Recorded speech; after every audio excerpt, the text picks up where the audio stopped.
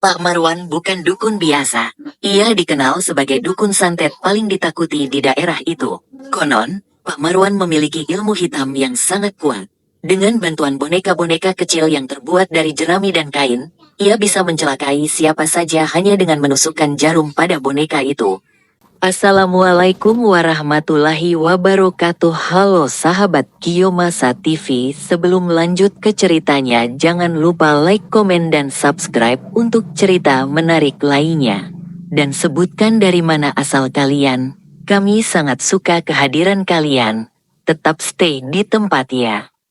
Kali ini kita akan mendengarkan cerita kisah berjudul Dukun Santet Boneka yang hidupnya berakhir tragis. Di sebuah desa bernama Karangjati, hiduplah seorang dukun bernama Pak Marwan. Pak Marwan bukan dukun biasa. Ia dikenal sebagai dukun santet paling ditakuti di daerah itu. Konon, Pak Marwan memiliki ilmu hitam yang sangat kuat. Dengan bantuan boneka-boneka kecil yang terbuat dari jerami dan kain, ia bisa mencelakai siapa saja hanya dengan menusukkan jarum pada boneka itu. Namun, kehebatan Pak Marwan bukanlah berkah, melainkan kutukan. Ia menggunakan ilmunya untuk menakut-nakuti dan memeras penduduk desa. Orang-orang yang menolak memberinya harta atau memenuhi permintaannya akan menjadi korban santetnya. Tidak sedikit yang jatuh sakit, kehilangan akal, atau bahkan meninggal karena kekejamannya.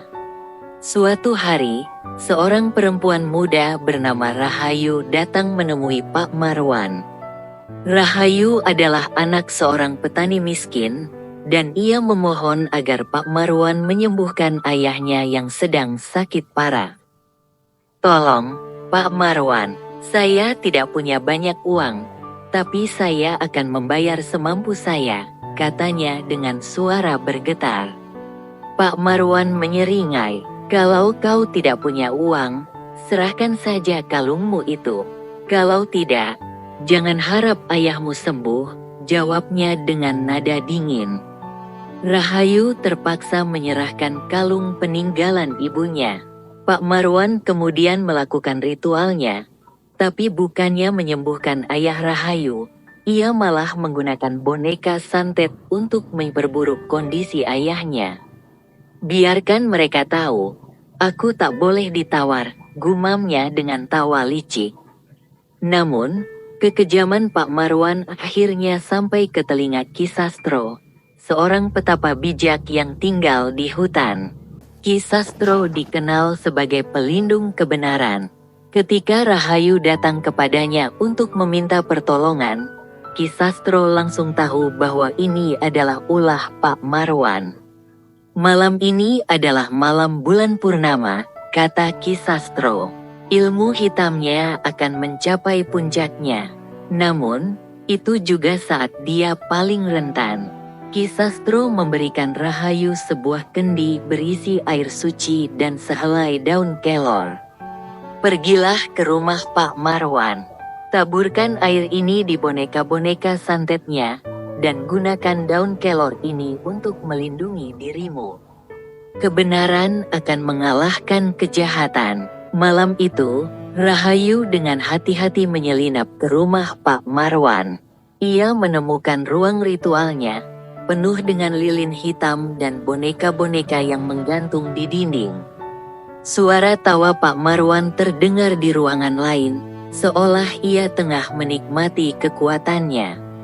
Dengan tangan gemetar, Rahayu mulai menuangkan air suci ke boneka-boneka itu. Tiba-tiba, terdengar suara gemuruh, dan Pak Marwan muncul dengan wajah marah. "Berani sekali kau datang ke sini," teriaknya. Pak Marwan menghunus keris hitamnya dan mencoba menyerang Rahayu. Namun, daun kelor yang dipegang Rahayu memancarkan cahaya terang, membuat Pak Marwan terhuyung mundur. Boneka-boneka santet di sekitarnya mulai hancur satu persatu, dan kekuatan gelap Pak Marwan pun melemah. "Aku tak akan kalah," teriak Pak Marwan. Ia mencoba menggunakan mantra terakhirnya. Tetapi kekuatan itu justru berbalik menyerangnya. Tubuhnya mulai terbakar oleh api hitam, dan ia menjerit kesakitan. Tidak, tidak, ini tidak mungkin. Dalam sekejap, rumah Pak Marwan runtuh, meninggalkan abu dan kegelapan. Pak Marwan lenyap, dan ilmu hitamnya ikut musnah. Penduduk desa Karangjati akhirnya terbebas dari teror dukun santet. Rahayu kembali ke desanya dengan hati lega, dan ayahnya perlahan sembuh berkat air suci dari Ki Sastro. Menurut kamu apa yang bisa dipetik dari kisah cerita ini? Tulis di kolom komentar.